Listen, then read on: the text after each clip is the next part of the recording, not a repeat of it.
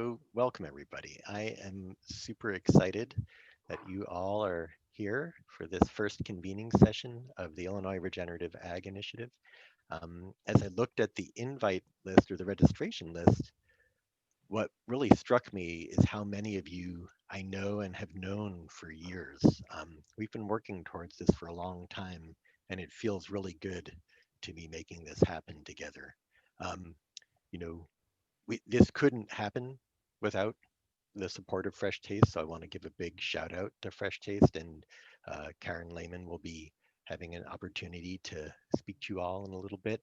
Um, the Illinois Regenerative Ag Initiative is a project of iSEE and the College of ACES and Crop Sciences that's really designed to get us to show up for the regenerative ag stakeholder community. Um, so, oops, here's our agenda for the afternoon. Why are we here? Um, First of all, uh, we want to see who's in the room, who wants to be part of this. Um, but we also really want to get your input at the outset of this process. This is a co-creation process here. And, with a participatory research and outreach project like this, uh, we need to make sure that you're involved right at the beginning. Um, we'll be doing 5 minutes each for these intro talks here. Then we're going to be doing some breakout sessions. And with as many participants as we have, we are not going to start off with intros. Rather, what I request that everyone does is to write 2 sentences of introduction about yourself in the chat box with your preferred contact method. And so if it's email, write your email. If it's text, write your mobile. But give us a concise intro to who you are, because that's going to be really part of what we do with IRAI is create, a matchmaking and group learning community where we can work together towards common goals. Um, After those breakout sessions in which the moderators will uh, take notes about what's going on, we'll report back to the group. So this slide was included in that video that I shared with you guys um, when we sent out the introduction and announcement for the IRAI.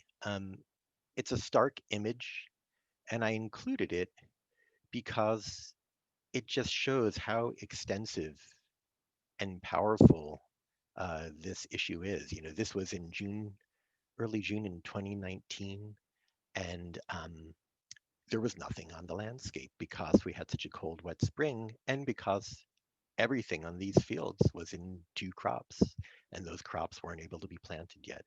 And so this image to me shows that the scale is huge. We're thinking about really the full 27 million acres of ag land in Illinois is on the table here.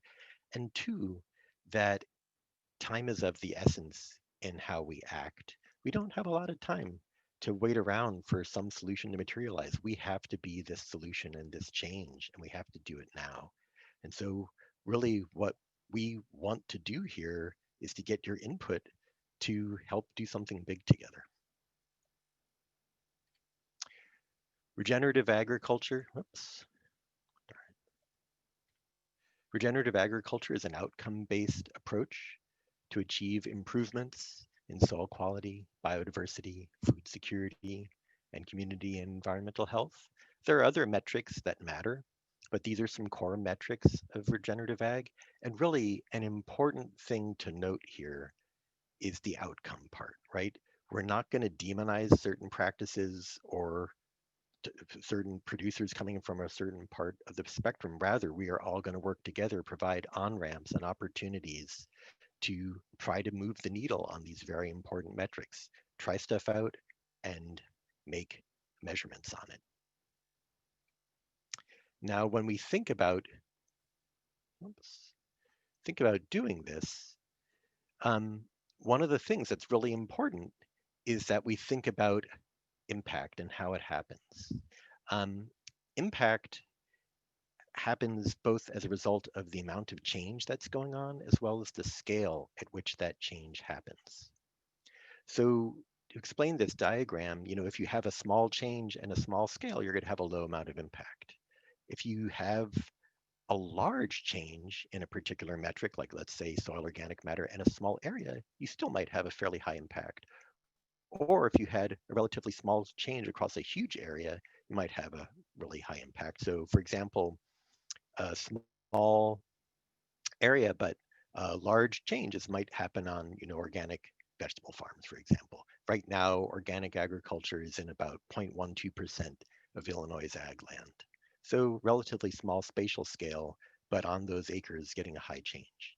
Um, Putting, cover crops or reduced soil disturbance over large areas of corn soybean production ground might be um, creating a fairly large impact over because of the scale at which it's being introduced. But one of the things that we really want to look for are truly transformative solutions where we have large changes across large scales. And that's going to happen creating transformative solutions only when we work together to get um, ideas from people, from practitioners who are working in this together with the research abilities of our faculty and grad students. And that's what this Regenerative Ag initiative is about, is to search for these transformative solutions, work towards them by working together. So I'm going to hand this off now to Evan DeLucia and let him talk about the Illinois initiative.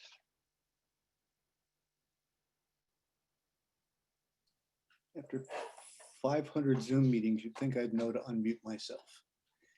So welcome everybody. I'm super excited about this. I'm Evan DeLucia. I'm a professor in the Department of Plant Biology, the Institute for Sustainability, Energy, Environment, and NRES in ACES. And I just want to say a few words about why this is such a great marriage of opportunity between Fresh Taste and the University of Illinois. And when I think about the University of Illinois and our opportunities to make actionable, transformative change in our agricultural systems, we have, there are a lot of good ag colleges around the country, and there are a fair number of decent engineering colleges. But the University of Illinois hosts one of the best agricultural colleges in the nation, if not the world, and one of the foremost, absolutely preeminent engineering colleges. And you add to that the National Center for Supercomputing Applications, strengths in the College of Arts and Sciences. We have just all the pieces in place to effect transformative change. The Institute for Sustainability, Energy, Environment, directed by Madhu, to bring those strengths together with crop sciences in a very interdisciplinary way to solve some of the challenges we have in sustainable agriculture. I'm sure Madhu will say a few words about that. So the pieces are in place in terms of the people and the academic institutions on our campus. The pieces are also in place when we think about sort of facilities and organization. I'll just mention a few. The Center for Digital Ag is bringing high-end computation to bear on issues in agriculture. Under the leadership of an assistant professor in NRES, Caillou Guan, he's launched the Smart Farm Initiative with significant support from the Department of Energy, which is looking at exactly this issue, a metrics-based approach. How do we develop technologies that are, it's more on technology-oriented technologies that are scalable. And of course, Crop Sciences hosts a nationally unique facility, the Energy Farm. And I hate to think about renaming it because it has such a good brand, but it really works beyond energy now into all kinds of renewable energy systems, bioenergy systems, and alternative agricultural practices. So again, the structures in place in terms of the people, and the structures in place in terms of the resources we have. We have the community. This is an opportunity to bring that community together. I'll mention two other things. On our campus, we've just had enormous success in attracting external funding from both public and private sector to support research in this area, but it's been very disconnected. And so here's an opportunity under the guidance, under the umbrella of the Regenerative Ag Initiative and with support from Fresh Taste, really to bring the strengths of Illinois together and to sharpen that point and direct that point at this challenge in sustainable agriculture. And then the last thing I'll say, and this is new for me, so I'll just say this personally, I've been involved, I'm an ecologist, I've been involved in agroecological research for quite a long time. The difference here is participatory research. Adam mentioned this phrase, but at the very outset, designing our research programs with practitioners and stakeholders at the table so that there's a two-way flow of information. And my whole research career has really been about, sort of sitting in the ivory tower and doing my research in isolation. And so I'm really excited about the opportunity now to participate in this participatory research. So with that, I'll hand it over to Kim Kidwell, Dean of the College of ACES. Thank you kindly, Evan. With a lot of enthusiasm, I'm going to tell you, these are kind of projects I live for and dream about, where we can bring people together from all facets of the industry, from the farm, from academia, from our industry partnerships, to take on grand challenges together. And it's really been exciting. And I just have to do a shout out to Adam and people that have been working in this arena forever. Congratulations. This has been a long journey to this point of opportunity. And what I see is a lot of energy building, where we're validating the need to do this kind of work and to do it in harmony, to ask big questions about where we're going to go next and what we're going to do to make sure that we have a vibrant future in agriculture. One of the beauties of being at a land-grant institution in a college like ours is that we have a diverse portfolio of things that we work on. We have deep relationships with stakeholders in production agriculture. We have deep relationships with people that have been really focused on sustainable ag and the environment. We have a history of success and contribution in economics that's almost second to none in the country. And we have institutes and players all across the landscape on campus that do extraordinarily good work. I mean, just amazing work. And we do a lot of that together. What I've seen as dean, I'm almost embarking on my 4th year anniversary here, is that many people in the square I've actually met, which is fabulous. And you're from very different facets of this industry, which is really beautiful as well. Like, I consider you to be folks that have mentored, taught me, shared wisdom with me, and helped me shape forward in a way that I really understand how important it is for us to be on the cutting edge of what happens next. Some of the most innovative things that have happened in agriculture over the last few years have focused on data analytics and data collection. I think about things like, how do we actually use that information to inform some of the opportunities we have to do it better, to do it in a more sustainable platform, and to do it in a way that's more inclusive than it is exclusive. And I talked to Adam about this a lot. Where's the bridge building between different perspectives of what agriculture looks like that brings us together to do good things to promote our future in a vibrant way? For all the people that I know in ag, and I was a plant breeder, I worked with wheat my whole career at Washington State, there is a common value platform that people share, no matter how they do what they do. People care about other people. There is a deep sense of honor in trying to provide a safe and ample food supply for people. I've never met a farmer that doesn't care about the environment and the condition of his farm. I've never met a farmer who doesn't have great concern about the next generation and what happens after them on their land. And I've also never met a farmer that wasn't worried about the bottom line and economic viability. And so what I love about regenerative ag is it combines all those things together in a very meaningful way that help us drive to an end goal that can meet all the needs of folks in this industry in a meaningful way. The other thing about being at a university is we can take risks where others can't. That's our job, actually, to take risks where others can't, and try to push the envelope of what innovation looks like, and try to proof test some of those things before they go onto farmers' fields. If we aren't on the cutting edge of that, in some ways, I don't think we are embracing our land grant mission. We have a lot of activity in the industry. People are doing really great work. where's the cutting edge of what happens next, and what do we do to actually lean into that and make that happen in a meaningful way by training the next generation of experts in our field, which is another sacred honor of being in academia. So what I see and what I love is a diverse array of people coming together with a common goal and some validation at the administrative level of how important this is. You know, Madhu is, you know, I am convinced by all my economic friends that there is an economic thread among everything. So Madhu, Amy, folks from, you know, ACE, you have schooled me well in understanding how important that is, right?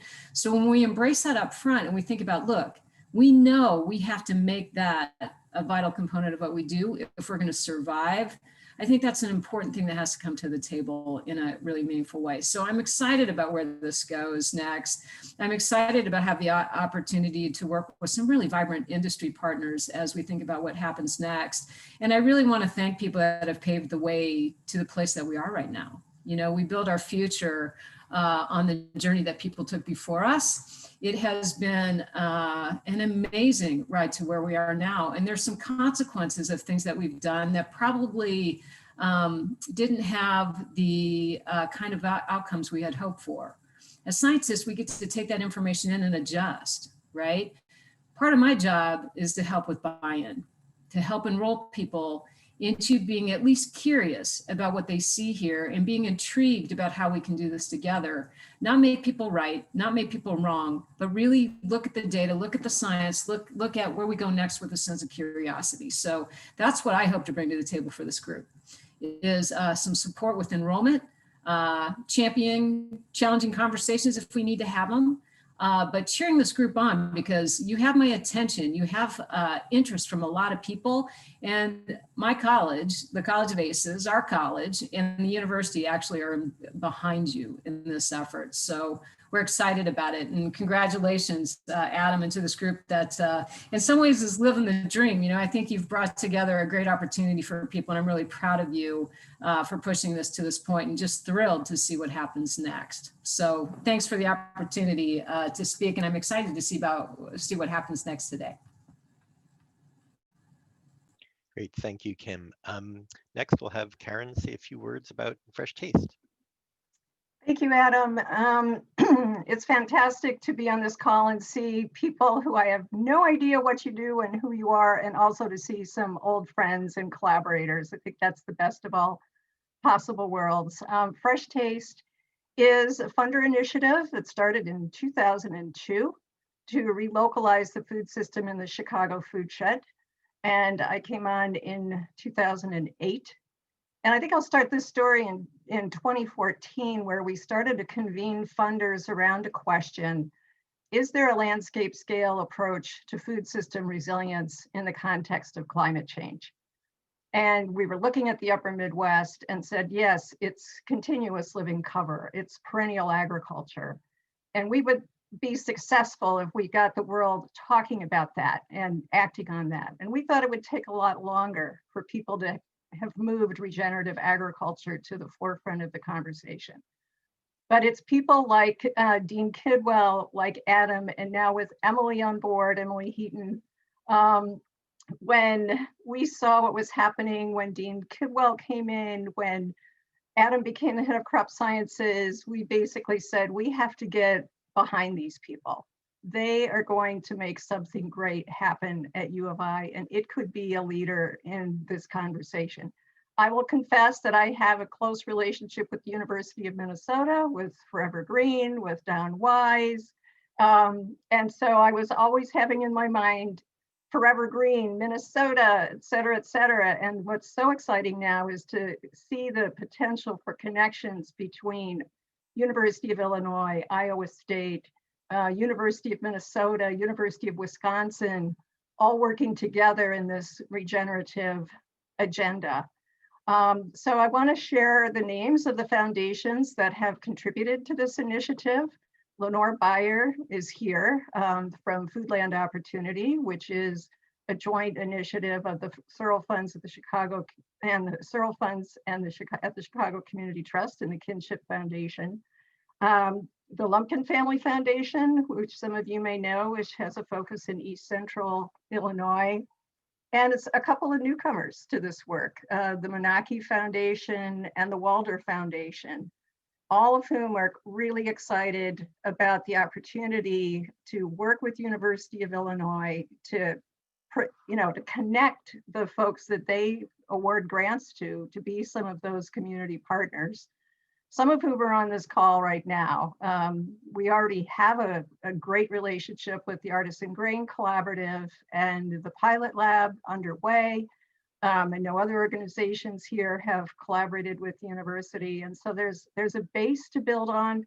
And we're just extremely excited to be able to support that work and participate with all of you in this exploration. Thanks so much, Karen. We really appreciate everything you do. Madhu, would you like to speak next? No, I think it's Emily next. Okay. And I'll just briefly say a little bit about our approach to stakeholder engagement in the Illinois Regenerative Ag Initiative. And in doing so, I'll echo a lot of what you just heard from Karen and Kim. Certainly, as a land grant university, the University of Illinois, like our neighboring land grants across the region, is dedicated to what was originally intended to be a reciprocal relationship between the university and the people that work within and around the university. And I know many of you are on this call are land grant products yourself. I know I personally grew up on a farm, got sent to the land grant to learn something new and come back to put it to practice on the farm. And there's not many people that can say that from a farm anymore, but I think everyone can still view the land grant as the place where they go to get a question asked and then come back and put it into practice. And certainly that's what I see with this initiative, is that our goal here is to be working together with stakeholders, whether they're farmers or anyone else in the supply chain, and answering the questions that need to be answered first so we can move forward together in turning our science into practice that's actually used in the real world. If an operation is not economically sustainable, it can't be sustainable in any other way. And certainly it can't be regenerative if it's not meeting the base needs of our stakeholders right away. That said, it is the job of the university to be thinking out ahead. And certainly when we think about perennial agriculture, about some of the types of agriculture that we envision as part of this regenerative ag endeavor, it's not ready today, and it does need work. But to do that work, we at the university need the help of those in the community who've already been doing the thinking that's specific to their area of regenerative ag. So as part of this, we really look forward to listening as much as we talk at the university. And this call today is the first step towards doing that.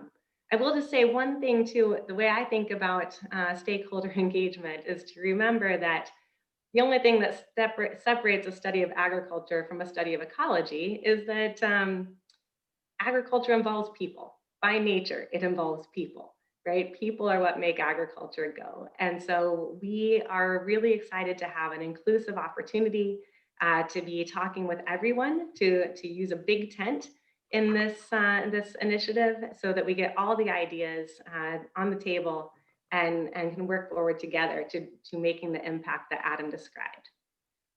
So with that, thank you, and I thank Madhu. Yep, thanks, Emily. Hello, everyone. I'm Madhu Khanna. I'm the interim director for the Institute for Sustainability, Energy and Environment, and an economist by training. I'm a professor in the Department of Agriculture and Consumer Economics. And it's really great to see the diverse turnout that we have that is interested in this issue, including not only researchers, but such a large number of NGOs, farmers, farm groups, industry representatives, and more. And I think that is what's most exciting about this initiative is having the engagement from our external partners, because I think that is critical to ensure that our research is firmly grounded in real world situations.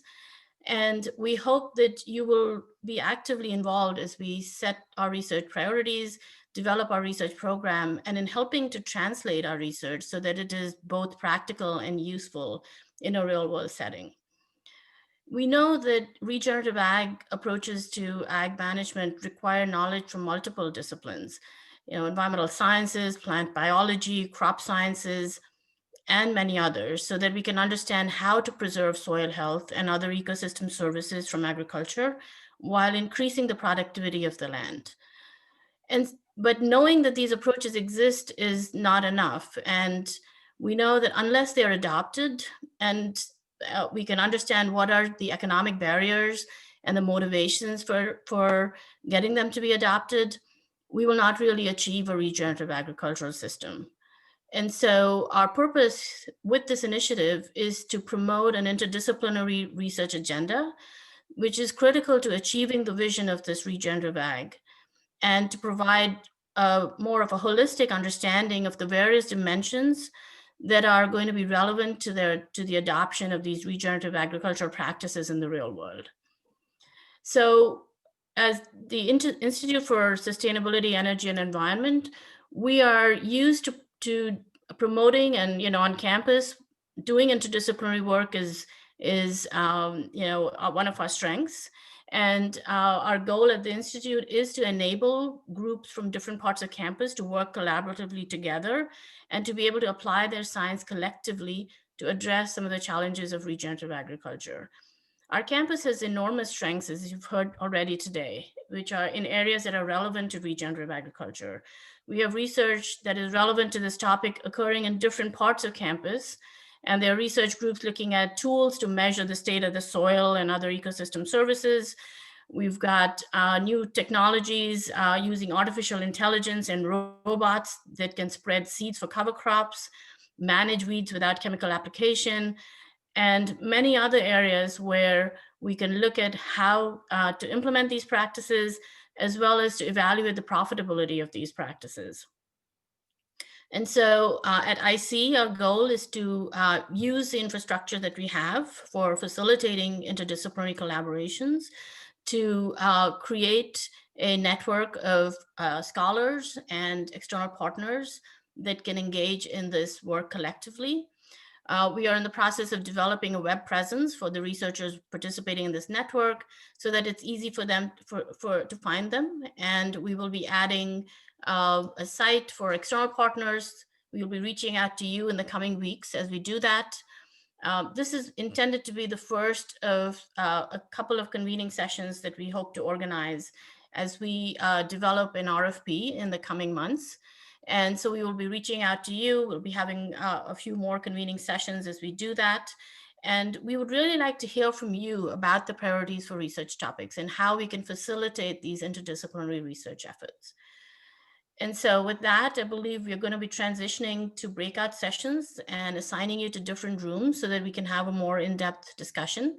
But I'm really excited that we're able to launch this initiative, and I'm looking forward to stimulating discussions about what we can do to be successful. Much, Madhu.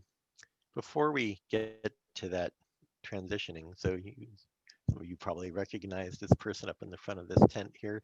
This is from a field day for Idea Farm Network that took place at Prairie Earth Farm, and got a big tent here. One of the things about Idea Farm Network that I love and I'd like to try to bring to this group is this ethos of sharing, that we share ideas and our knowledge, that we don't hold it close to our chest, don't hold our cards close to our chest.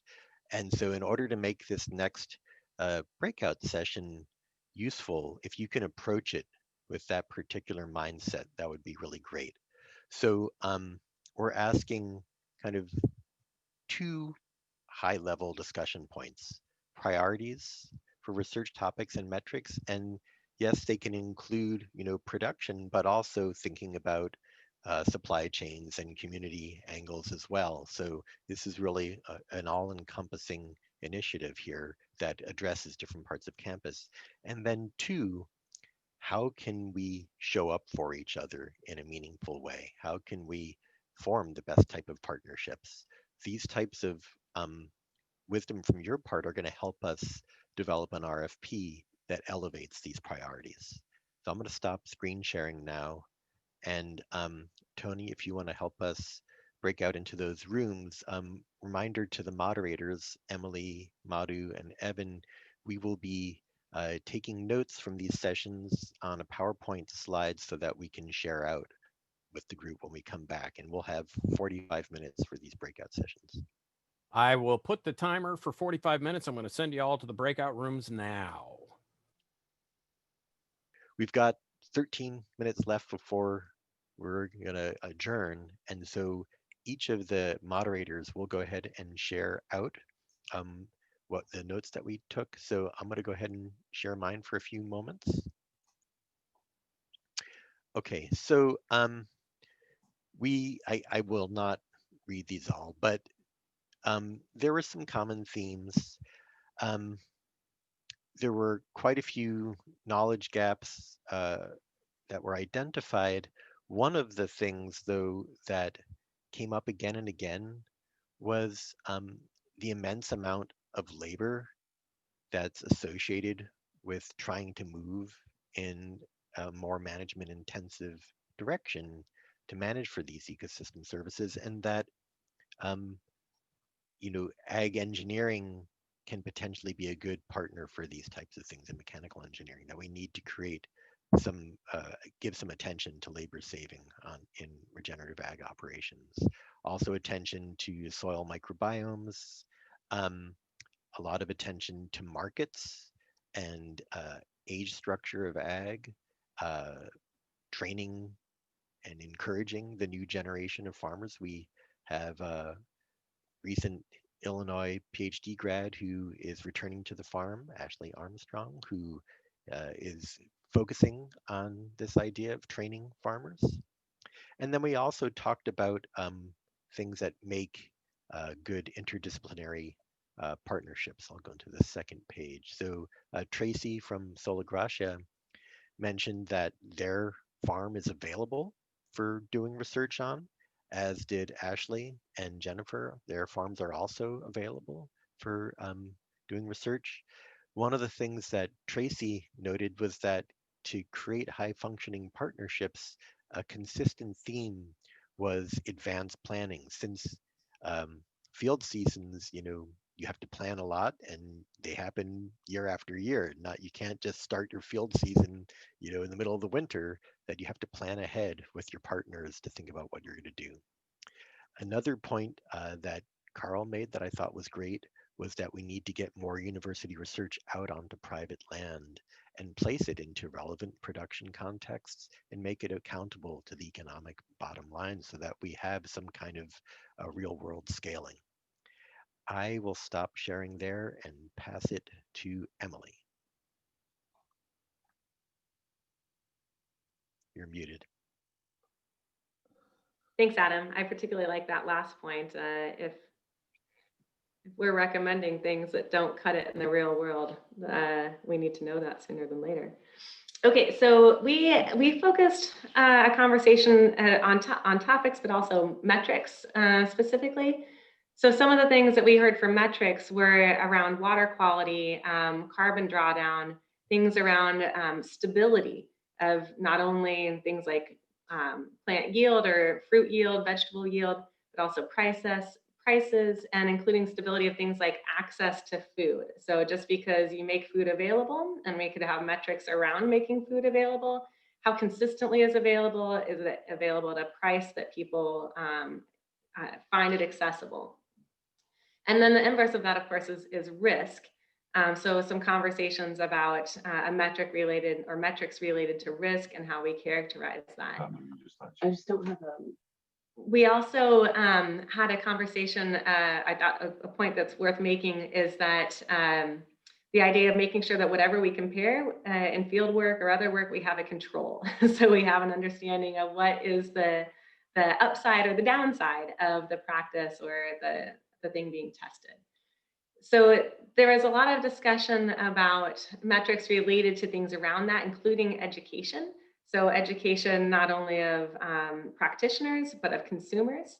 And then a flip side of that, education of the researchers in terms of understanding what do people want from us, and are we sure they want what we're thinking they want? Certainly, we live in a world where we have overproduction of a few things that seem to be in abundant supply, and people say they don't want them. So before we recreate that wheel, doing some needs assessment, I suppose. In terms of forging partnerships, some ideas we're making sure that there's partnerships between growers and food companies.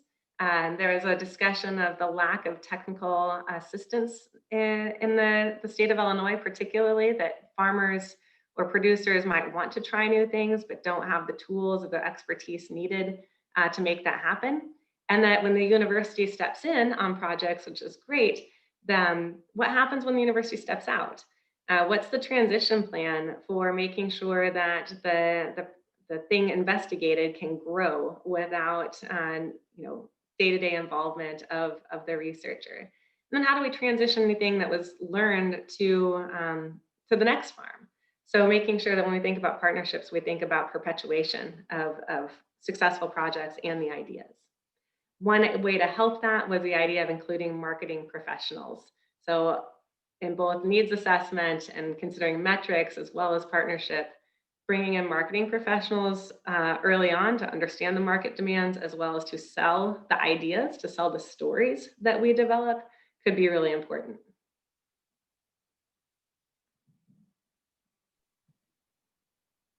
I'll pass it to Madhu. I saw her next. All right, let me. So a lot of similar themes I could sort of see from Adam's presentation, slide as well as Emily's. But I think some of the items, just to point out the differences or additional thoughts that people shared. One was looking at farm viability on disadvantaged farms, Black-owned farms of these types of regenerative practices.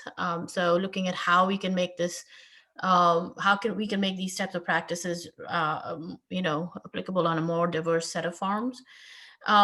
Economic challenges surfaced, many times, both because we need to be looking at, these new systems require capital, they need access to new markets, so we're developing new supply chains, and the role that the university can play in incubating new technologies and catalyzing a new industry is important. Another factor is sort of going beyond the farm to looking at holistically at the whole value chain and developing that, so that we're not just looking at practices and in isolation, but thinking about the whole system and all the way to the market. Going beyond the large grain system that we have here to looking at small grains, looking at how we can quantify the environmental impacts of moving towards cover crops, small grains, and other types of regenerative practices. And then another one that's sort of become relevant now that we are, with COVID and what we've experienced, is looking at how we can become resilient to events such as COVID by thinking about, local supply chains, particularly in the context of livestock, and how we can be looking at using locally raised livestock and moving them quickly to market, integrating livestock with cropping systems, developing the infrastructure to be able to have a more of a local supply.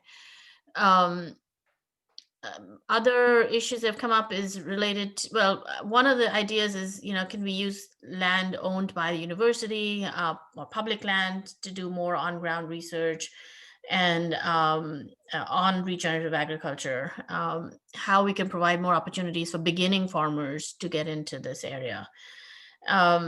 And then, with all of the runoff and the wet springs that we are seeing, making it difficult to get in to do farming, what kind of approaches we can use there to deal with stormwater, deal with runoff, and it links all the way to the rivers, having desedimentation of rivers. And so again, that's a whole connected system that is impacted by climate change and can affect how we are doing our farming.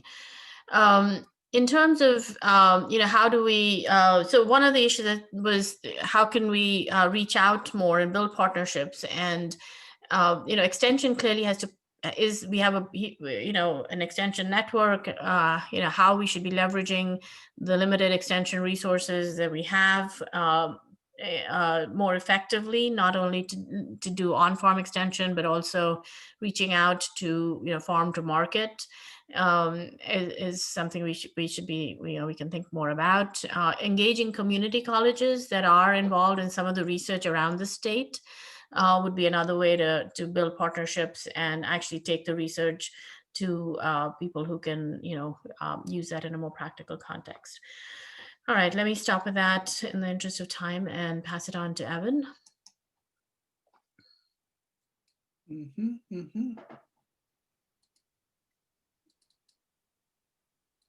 You guys seeing my screen?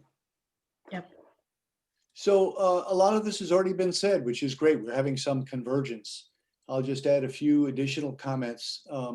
I was struck by how quickly we honed in on the social and economic dimensions. As a biogeochemist, I think about carbon and water and nitrogen cycling. We really honed in very quickly on social and economic dimensions when we think about research priorities. And I think about where we were with biomedical research on campus a while ago. We talked about translational research.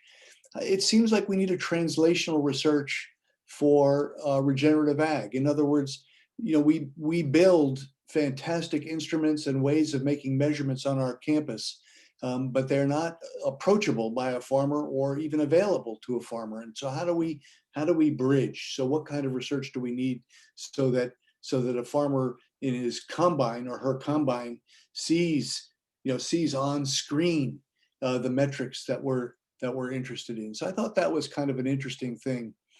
Support for adopting new technologies and approaches. Given the challenges that we have with limited resources and extension, how do we help farmers adopt new technologies?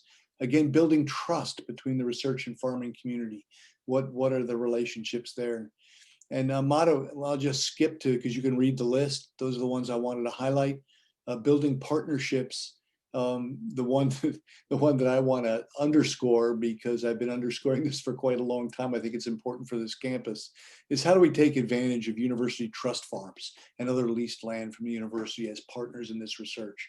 And I think as the university folks among us, we're in a very good position with this new resource that's been made available to us to help de-risk some of the challenges that farmers are facing and help them be a little more willing to take on things that they've thought about, but maybe were a little bit off-putting because of the potential financial implications of it. So de-risking some new approaches. And with that, I'll stop.